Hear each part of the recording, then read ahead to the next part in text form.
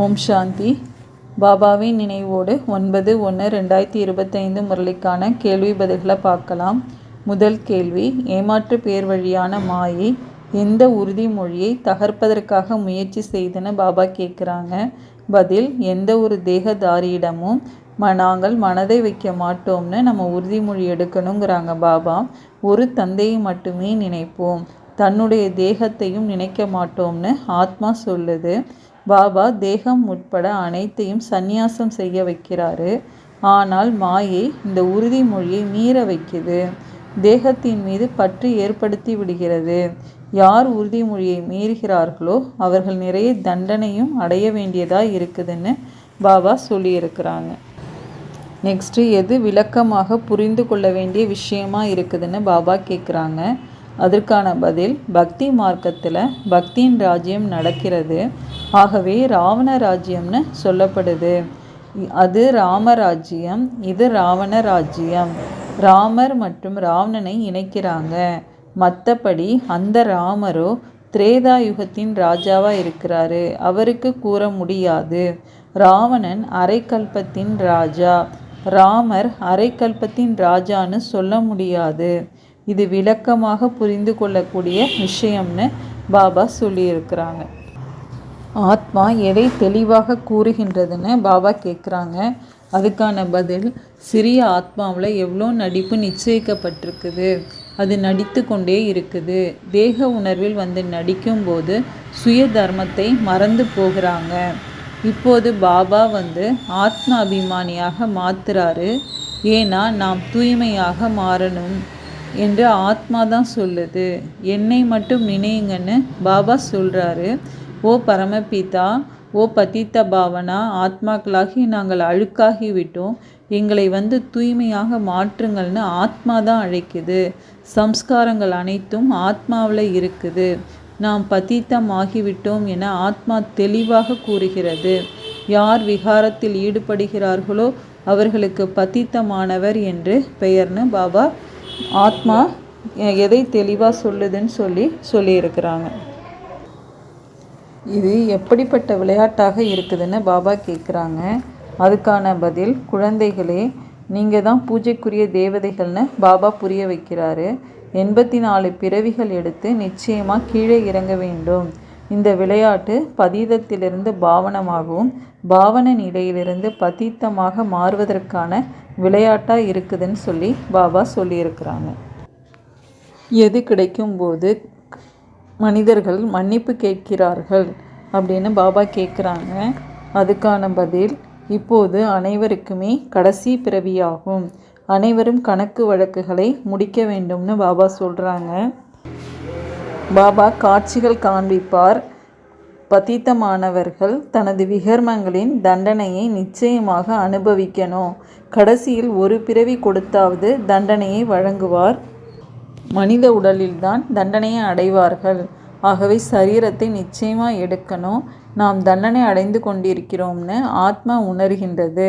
காசியில் கிணற்றில் விழுந்து இறந்து தண்டனை அனுபவிக்கும் போது செய்த பாவங்கள் எல்லாம் காட்சியாக தெரியுது.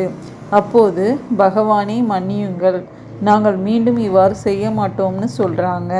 காட்சிகள் மனக்கண்ணாடியில் கிடைக்கும்போது தான் இவ்வாறெல்லாம் மன்னிப்பு கேட்குறாங்க அப்படிங்கிறாங்க பாபா. உணர்கின்றார்கள், துக்கத்தையும் அனுபவிக்கிறாங்க அப்படின்னு கடைசி நேரத்தில் தான் மனிதர்கள் மன்னிப்பு கேட்குறாங்கன்னு சொல்லியிருக்காங்க.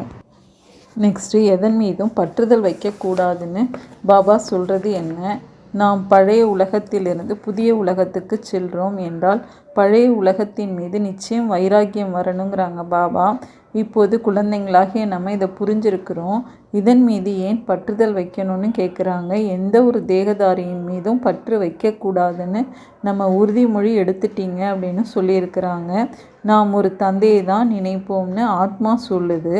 நம்முடைய தேகத்தை கூட நினைக்க மாட்டோம். பாபா தேகம் உட்பட அனைத்தையும் சந்நியாசம் செய்ய வைக்கிறாரு. பிறகு மற்றவர்களின் தேகத்தின் மீது நாம் ஏன் பற்றுதல் வைக்கணும்? யார் மீதாவது பற்றிருந்தால் அவர்களின் ஞாபகம் வந்து கொண்டே இருக்குங்கிறாங்க பாபா.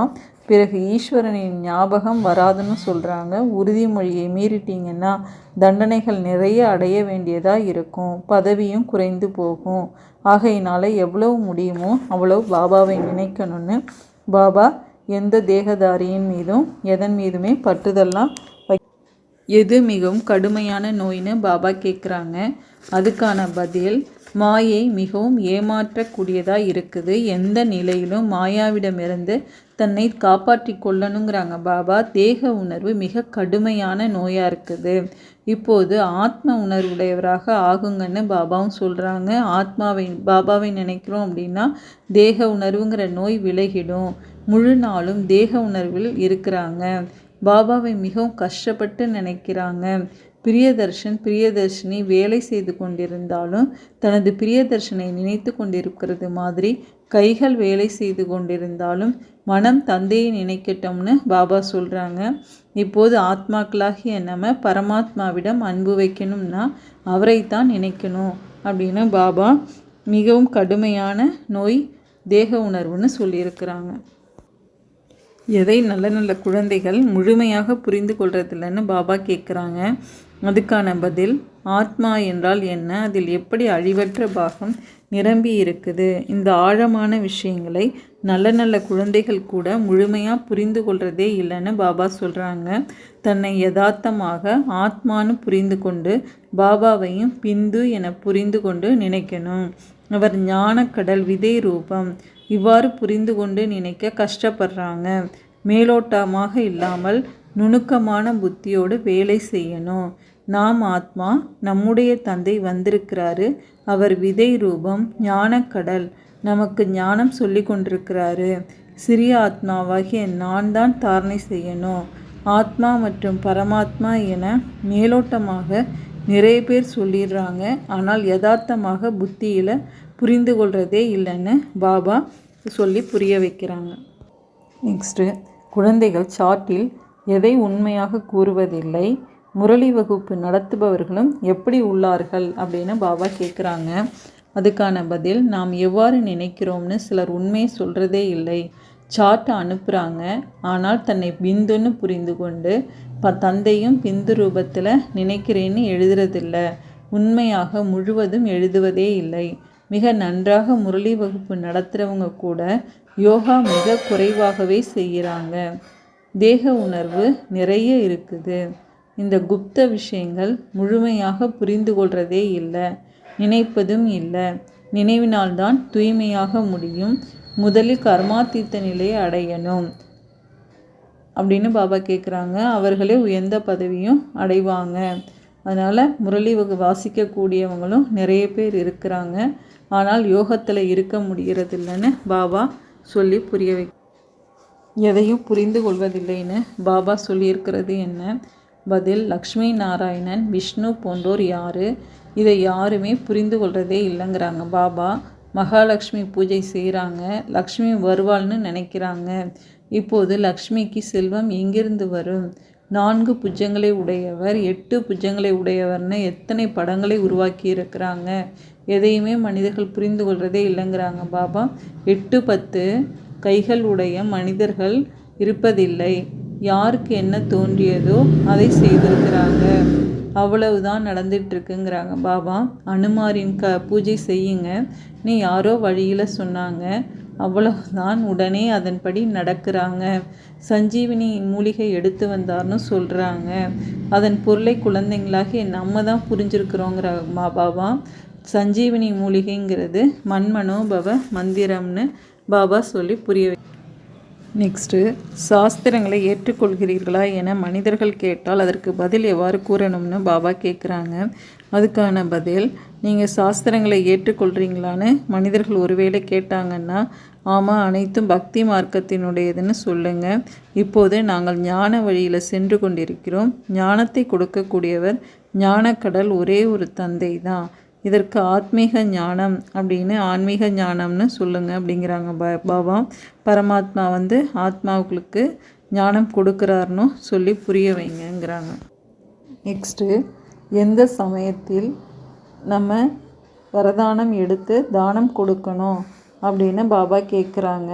அதுக்கான பதில், பிரம்ம முகூர்த்த சமயத்தில் விசேஷமாக பிரம்மலோகத்து நிவாசி பாபா ஞான சூரியனின் ஒளி மற்றும் சக்தியின் கிரணங்களை குழந்தைங்களுக்கு வரதான ரூபத்தில் வழங்குறாரு.